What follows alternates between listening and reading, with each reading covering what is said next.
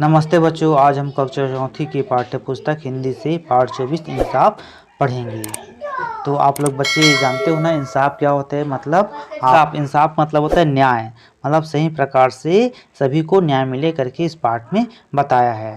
तो इस पाठ को पढ़े इससे पहले अगर इसके पहले पाठ का वीडियो आप लोगों ने नहीं देखा है तो आप डिस्क्रिप्शन बॉक्स में जा करके लिंक के माध्यम से अन्य अध्याय का वीडियो देख सकते हैं। तो चलिए देखते हैं इंसाफ। तुम लोगों ने यह तस्वीर देखी होगी जिसमें न्यायाधीश की आंख पर पट्टी बांधकर तराजू लिए हुए चित्रित किया जा गया है। तराजू के दोनों पल्ले पर सम रहते हैं। इसका अर्थ यह है कि न्यायाधीश की दृष्टि में सब बराबर होते हैं, इसलिए उसका न्याय निष्पक्ष रहता है। इस एकांकी में ऐसे ही न्याय का वर्णन किया गया है। तो आप लोगों ने देखा होगा कि टीवी में देखते होगे है ना कि एक आदमी है ना तराजू लेकर के खड़ा रहता है जिसके तराजू के दोनों पल्ले बराबर रहते हैं। तो वहाँ पर जो न्यायाधीश रहता है जिसके सामने कोई भी व्यक्ति है ना सभी बराबर रहते हैं, उनके लिए न्याय निष्पक्ष रहता, मतलब किसी तरफ कोई प्रकार के भेदभाव नहीं करता है और वो निष्पक्ष न्याय देता है। तो इसी प्रकार की घटना इस एकांकी में वर्णन किया गया है। यहाँ पर पात्र कौन कौन है देखिए। पात्र है अली, बगदाद का नाई है। हसन, बगदाद का एक लकड़हारा है। खलीफा, यह बगदाद का सम्राट है और खलीफा का नौकर। तो देखते हैं पहला दृश्य। स्थान, बगदाद की एक सड़क पर अली नाई की दुकान। समय दोपहर। अली नाई की दुकान पर बैठा अपना उस्तरा पहना कर रहा है। गधे पर लकड़ी लादे लकड़हारा हसन का प्रवेश।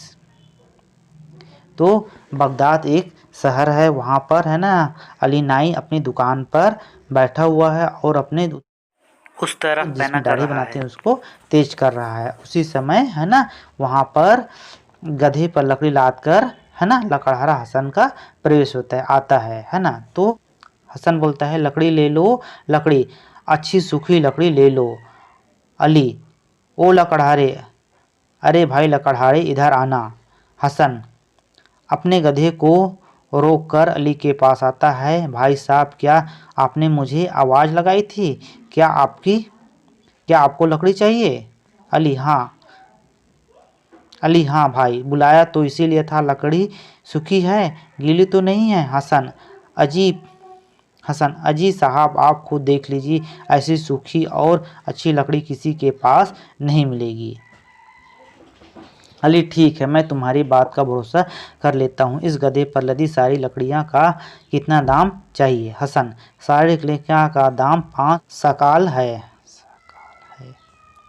अली, 5 सकाल तो बहुत ज़्यादा है, चलो मुझे मंजूर है। गधे पर की सारी लकड़ियाँ का दाम 5 सकाल तुम्हें मिलेगा, उतारो लकड़ी। हसन, ठीक है, मैं अभी लकड़ियाँ उतारता हूँ। हसन गधे से लकड़ियाँ उतारकर दुकान के पास ढेर लगा देता है।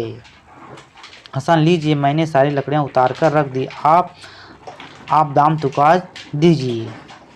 अली, तुमने गधे पर रखी सारी लकड़ियाँ उतार कर रख दी ना?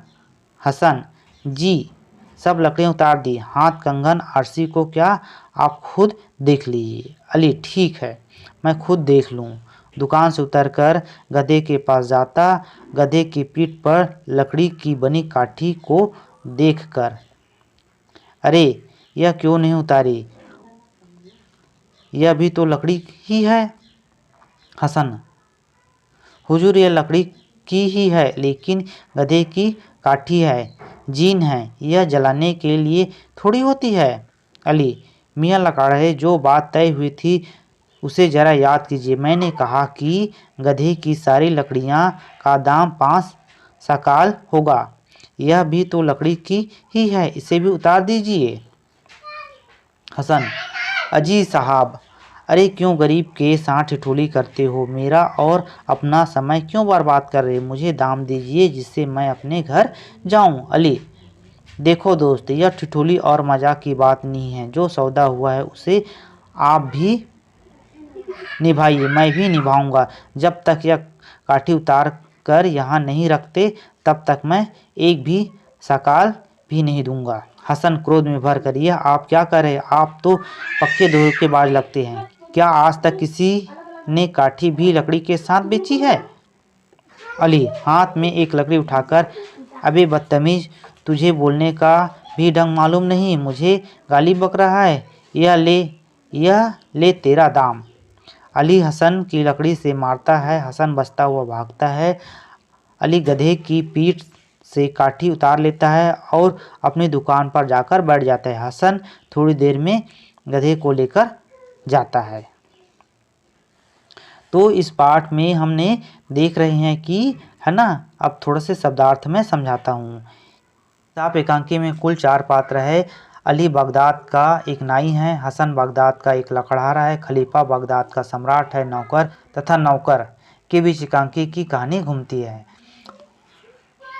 अली अपने दुकान में उतारा को तेज करते रहता है। उसी समय हसन का प्रवेश होता है और वे लकड़ी ले लो करके आवाज़ लगाता है ना।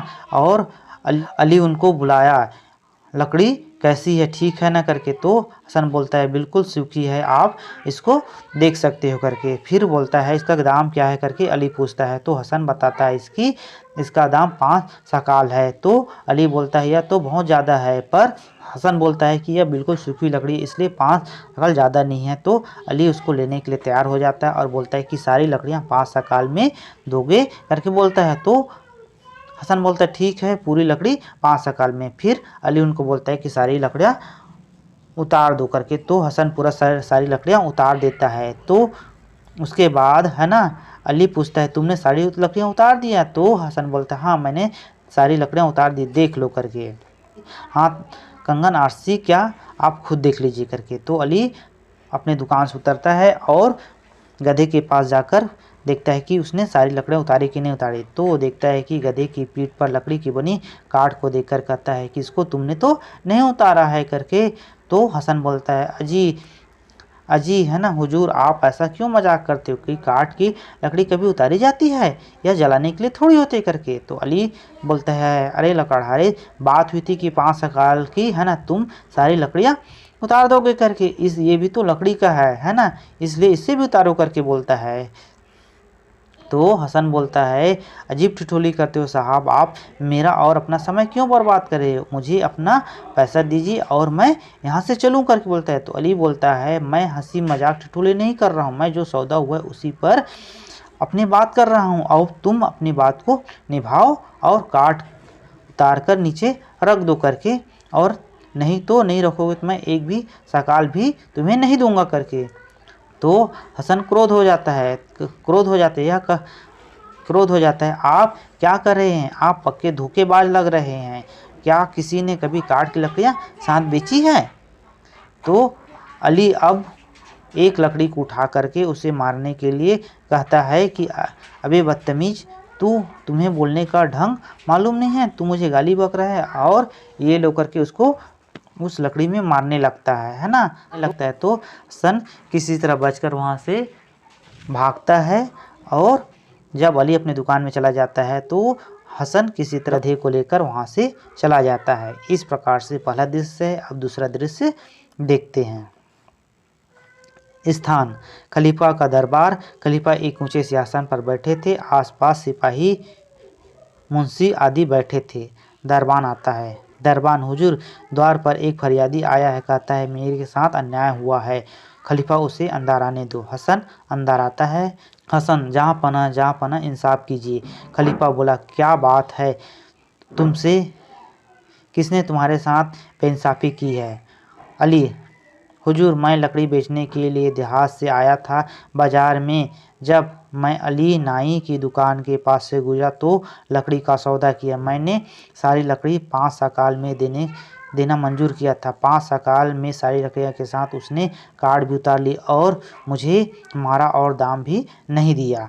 खलीफा, उसने काठ क्यों उतार ली? हसन, हुजूर, वह कहने लगा कि काठ लकड़ी की बनी है, इसलिए मेरा सौदा में आता है करके। खलीफा, तो काठ लकड़ी की बनी थी? हसन, जी हाँ जहाँ पना। खलीफा, भाई उसने तुम्हारे साथ धोखा तो किया है, लेकिन उसका कहना भी ठीक है, कानून के तहत उसके खिलाफ कुछ नहीं किया जा सकता, लेकिन तुम्हारे साथ बेइंसाफ़ी तो हुई है। अच्छा, इधर आकर मेरी बात सुनो। हसन खलीफा के पास जाता है। खलीफा उसके कान में कुछ कहता है। हसन बाहर चला जाता है। अब क्या होता है कि जैसे ही हसन है ना वहाँ से गधा लेकर अपना जाता है, उसके बाद वो है ना खलीफा के पास जाता है और बोलता है, खलीफा के दरबार में जाता है और बोलता है कि हुजूर हुजूर मेरा साथ इंसाफ कीजिए, मेरे साथ बहुत धोखा हुआ है। तो खलीफा कहता है कि तुम्हारे साथ क्या हुआ है करके। तो वो बताता है कि किस प्रकार अली नाई ने मेरे साथ धोखा किया। तो उसने बताता है कि लकड़ी के साथ मेरे गधे की काट की लकड़ियाँ भी उतार ली। तो खलीफा कहता है कि क्या उसने सारी लकड़ियाँ के दाम के लिए 5 साल बोला था। तो बोलता है अली बोलता है हाँ। तो खलीफा बोलता है कि उसके अनुसार से तो ठीक है, लेकिन तुम्हारे साथ अन्याय तो हुआ है ना। तो कानून के तहत मैं उनको तो सज़ा नहीं दे सकता, लेकिन तुम्हारे साथ अन्याय हुआ है उनका मैं न्याय जरूर करूँगा करके उसको पास बुलाता है और कुछ कहता है। और कहने के बाद हसन उसकी बात सुनकर बाहर आता है ना। फिर तीसरा दृश्य देखते हैं। अली अपना दुकान में बैठा अपना उतारा तेज कर रहा है। हसन का दुकान में प्रवेश। अली पहचान कर, क्यों भाईजान कैसे आया, पुरानी बात भूल गए क्या, आपको हजामत बनवानी है। हसन दोस्त उस दिन तो गलती मेरी थी, मुझे इसका नतीजा मिल गया। मैं तो हजामत बनवाने आया हूँ, मेरा एक साथी है उसका भी हजामत बनानी है। अली अरे भाई आओ आओ, हजामत बनाना तो मेरा पेशा है। हसन दोनों की हजामत बनाने की मजदूरी क्या होगी। अली दोनों की हजामत बनाने के लिए 1 सकाल दे दीजिए। हसन ठीक है, मेरी पहले हजामत बना दीजिए। अली हसन का बाल काटता है और बाल काटकर अली लीजिए आपका हजामत बन गई, मेरे अपने साथी को बुला लीजिए। हसन मैं अभी उसे लेकर आता हूँ। बाहर जाता है उस और गधे की रस्सी पकड़कर उसे अंदर लाता है। हसन लो भाईजान मेरा साथी भी आ गया, इसकी भी हजामत बना दीजिए। अली अरे क्या गधे के भी बाल कटवाएगा। हसन जी हाँ, यह मेरा साथी है, इसके भी बाल कटवाने हैं। अली या अल्लाह, यह क्या कहता है। अरे बेवकूफ़, क्या कभी गधे के बाल काटे जाते। तूने फिर बेवकूफ़ी की बात की, पहले मेरे हाथ मार खा चुका है, भाग जा यहाँ से नहीं तो हड्डी पसली तोड़कर रख दूंगा। हसन भाईजान इसमें मारपीट की क्या बात है, सौदा तो सौदा ही होता है। अली अबे तू कानून मत बघार, यहाँ से भाग जा, जल्दी कर। हसन अच्छा जाता हूँ, फिर गरीब को सताना ठीक नहीं है कहता है और हसन गधे को लेकर चला जाता है। अब हसन जैसे ही सम्राट के यहाँ से निकलकर बाहर आता है, वो अली नाई के यहाँ जाता है और बोलता है कि मुझे हजामत बनाना है।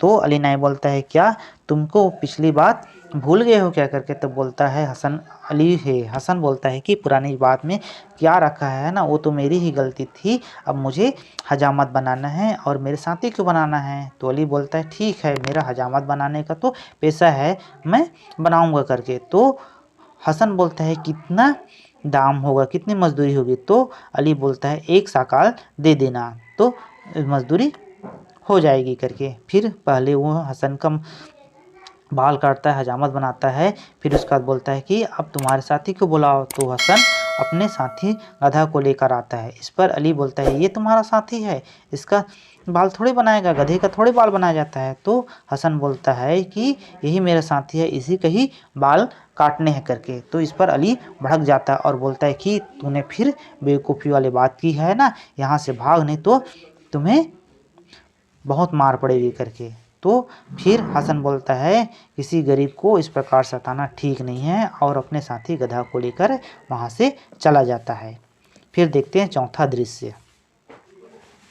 स्थान खलीफा का दरबार। खलीफा अपने सिंहासन पर बैठा है। हसन उसके सामने हाजिर होता है। खलीफा क्यों भाई, क्या तुमने मेरे कहे मुताबिक काम किया। हसन जी जहाँ पनाह, आज अली नाई ने मेरे साथ और मेरे साथी के बाल 1 सकाल में काटना मंजूर किया था। उसने मेरे बाल काट दिए पर मेरे साथी के बाल नहीं काटे, मुझे और मेरे साथी को दुकान से बाहर निकाल दिया। खलीफा ठीक है, अब तुम्हारे साथ इंसाफ होगा। एक सिपाही, अली को फौरन दरबार में हाजिर किया जाए, उसने अपने सारे औजार भी साथ लाने को कहा जाए। सिपाही जाता है, थोड़ी देर में वह अली नाई को अपने साथ लेकर आता है। अली, जा पना, मेरे लिए क्या हुक्म है? खलीफा, क्या तुम्हारा नाम अली है? जी जापनात। तो खलीफा, यह तुम्हारे खिलाफ यह आदमी आरोप लगा रहा है कि तुमने आज सुबह इसके साथी के बाल कटवाने का सौदा किया, परंतु तुम मुकर गए। क्या यह सच है? अली, सरकार, मैंने इसके बाल काट दिए, लेकिन यह अपने साथी के रूप में गधे को लेकर आया। आप सोचिए हुजूर, क्या कभी गधे की हजामत होती है? खलीफा, तुम ठीक कहते हो, गधे की हजामत नहीं होती, पर क्या तुमने कभी यह सुना है कि गधे पर रखी काठी भी लकड़ी में गिनी जाती है? अगर यह ठीक है तो गधे भी आदमी का साथी हो सकता है और इसके भी बाल बनवाए जा सकते हैं। अली चुप रहता है। खलीफा, अब अच्छा यही है कि इस गधे के सारे बाल इसी समय साफ कर डालो। अली मुंह लटकाए बाहर आता है और गधे पर साबुन मलता है, फिर उसके बाल काटता है। गधे की हजामत बनाने के बाद अंदर आता है। अली, हुजूर, मैंने आपका हुक्म का पालन किया। अली, देखो, भला आदमी कभी गरीब को नहीं सताता, आइंदा इसके लिए मेरी बात गांठ बांध लो। अली नाई खलीफा को सलाम करके जाता है। खलीफा हसन से, हसन भाई इधर आओ, अली ने आपके साथ जो बदसलूकी किया उसका नतीजा उसे मिल गया, तुम्हारी काट का दाम तुम्हें मिल जाएगा। खजांची, हसन को 10 मोहरें दे दी जाए। हसन बहुत प्रसन्न होता है और वह मोहरें लेकर खलीफा को दुआ देते हुए चला जाता है। तो चौथा दृश्य में होता है कि जैसे ही अब हसन चौथा दृश्य में होता है कि हसन जैसे ही है ना खलीफा के दरबार में जाता है और सारी बात को बताता है, तो जहाँ पना पूछता है कि आपने जो मैंने किया था वैसे ही किया? तो हाँ बोलता है ना, मैंने वैसे ही किया जैसे आपने बोला था। तो सम्राट खलीफा बोलता है कि जाओ उस अली को बुला कर लाओ करके। खलीफा कहता है ठीक है, अब तुम्हारे साथ इंसाफ होगा, और अली नाई को फ़ौरन बुलाया जाया करके बोलता है और सिपाही को भेजता है। जहाँ पर अली नाई को लाया जाता है तो अली नाई कहता है जा पना, मेरे लिए क्या हुक्म कहता है? तो खलीफा कहता है कि तुम्हारा नाम क्या अली है? तो बोलता है जी हाँ, मेरा नाम ही अली है। खलीफा कहता है यह आदमी तुम्हारे खिलाफ है ना मुकदमा किया है कि तुमने इसके साथ नाइंसाफ़ी किया है ना, इसके साथी के बाल काटने का सौदा किया, परंतु तुमने नहीं काटा। क्या यह इतना सच है? तो अली कहता है सरकार, मैंने इसके बाल काट दिए, लेकिन ये अपने साथी के रूप में एक गधे को लेकर आया, जो कि कभी क्या गधे की भी हजामत की जाती है? तो खलीफा कहते हैं तुम तो ठीक कहते हो कि गधे की हजामत नहीं की जाती, लेकिन क्या तुमने कभी सुना है कि गधे पर बंधी काठी भी लकड़ी में गिनी जाती है?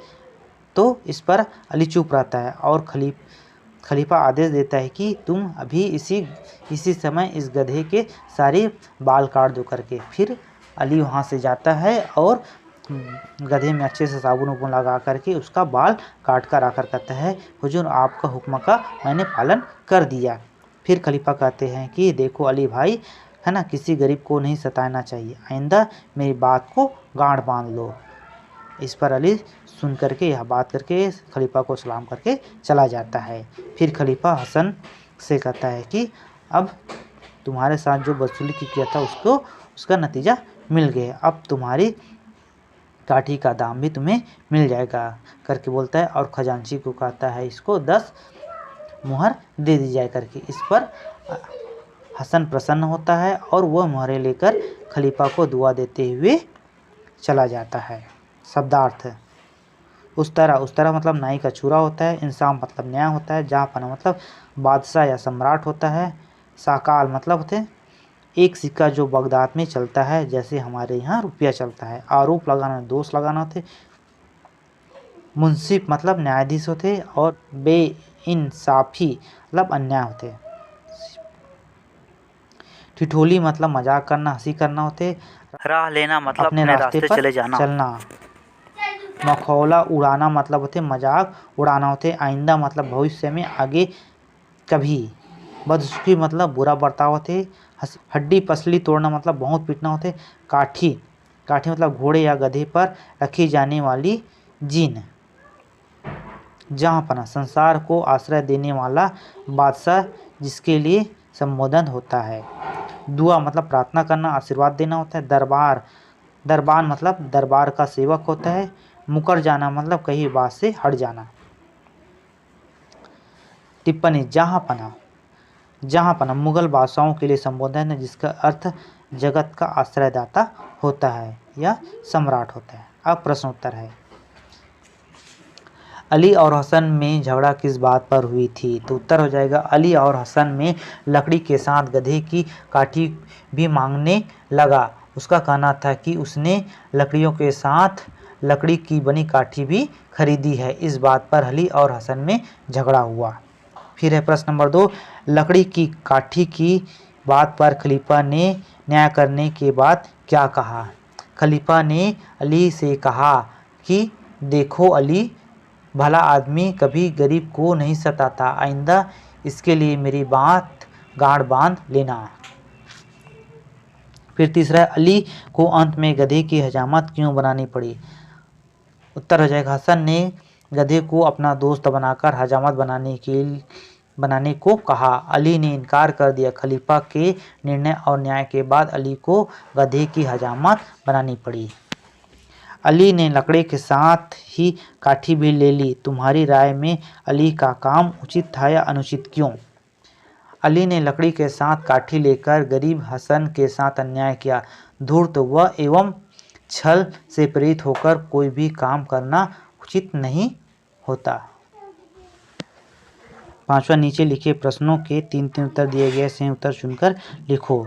क नंबर, अली के द्वारा लकड़ियों के साथ लकड़ी की काठी मांगना नियमानुसार है?